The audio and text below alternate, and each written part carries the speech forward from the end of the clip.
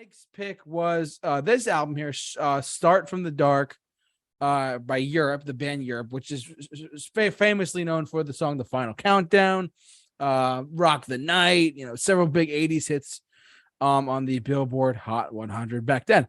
But outside of that, they're not really known for much else. And I'm actually kind of glad Mike did this because it kind of exposed me to, or at least other people who are listening to this as well, an album by an artist that is mainly known for like 2 or 3 hit songs, but actually has another couple of, at least one of the albums that we've listened to so far, which is the one "Start from the Dark," that actually has a lot of really good tracks on it. Truthfully, I'm gonna kick this one off tonight, but yeah, really excited to talk about Europe's "Start from the Dark." So Don't forget about Carrie too.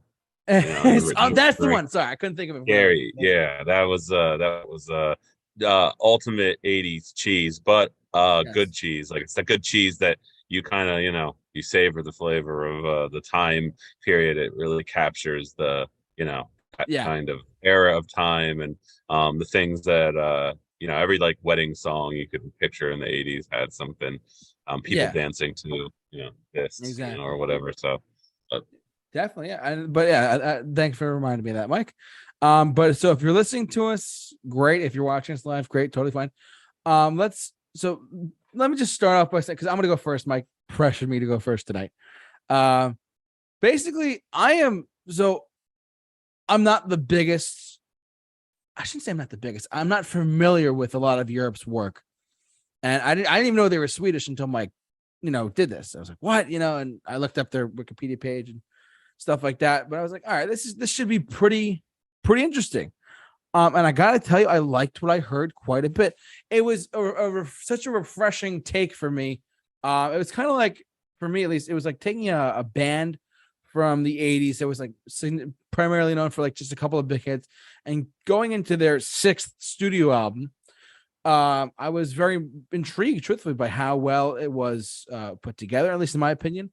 It was a lot harder than I thought they would be for the most part. I mean, I not doubting their significance or anything like that, but I just thought that it was a really refreshing take on a band that is primarily known for like one hit in the US, but they also have this great album that we're going to talk about in a little bit. So I'm excited to talk about it as well.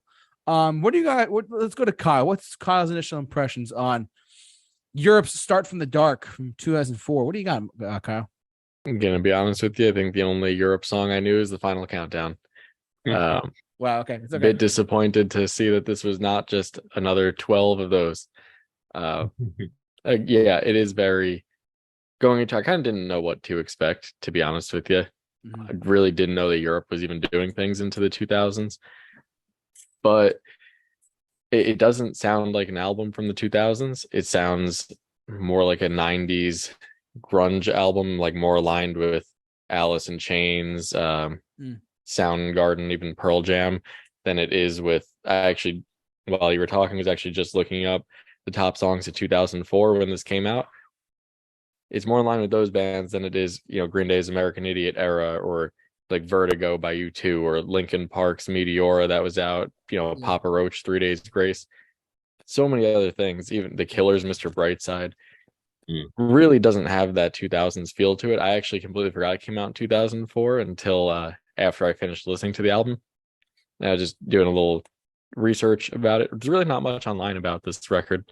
It's actually not even on Spotify. It really seems, it's very interesting though, because other things that they've done after this are. So I don't know if I was trying to find reviews and stuff, and I couldn't really find anything. So I don't know if this was like a big like flop at the time. I can't tell. It's like non-existent online other than some YouTube videos. So while I was listening to it, I was like, oh, it's a 90s record. And then I was like, oh, wait a minute. I forgot this is actually 2004. So that's definitely more in line with that. Yeah, okay. And Mike, this is your pick. What do you got going into your pick here with the Europe in the Dark? So I mean, I was familiar with their the Final Countdown, that whole album, great album.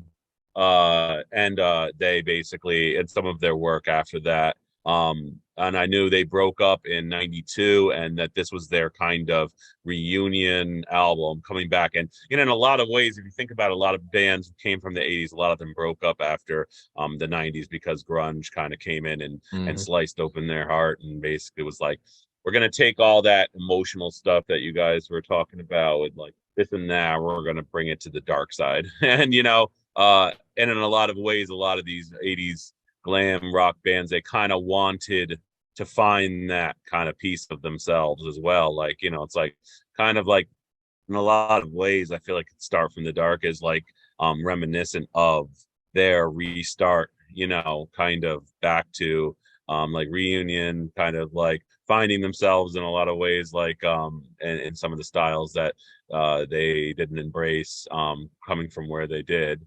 And it's interesting to see a band's take on like blending grunge with like blending some hard rock, you know, harder stuff than they normally do, you know, having a lot less melodic harmonized guitars and stuff like that that they were kind of like akin to the whole glam sound, and kind of have, you know, like definitely see like their take on it, but also kind of blending some of their themselves into the sound a lot less than I think some of the fans probably wanted.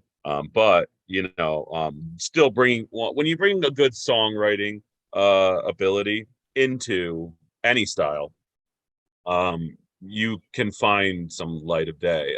But if you lose a major songwriter and you don't have your original members and you kind of, it feels like it's not you, the soul is gone. I could see this definitely being a major miss. So most of the, you know, original members were back, and that's kind of like what's important. So coming back into this, I was definitely like, I've always been a fan of grunge. I've always been a fan of like you know, 90s rock. So was very interested to see what this album is all about.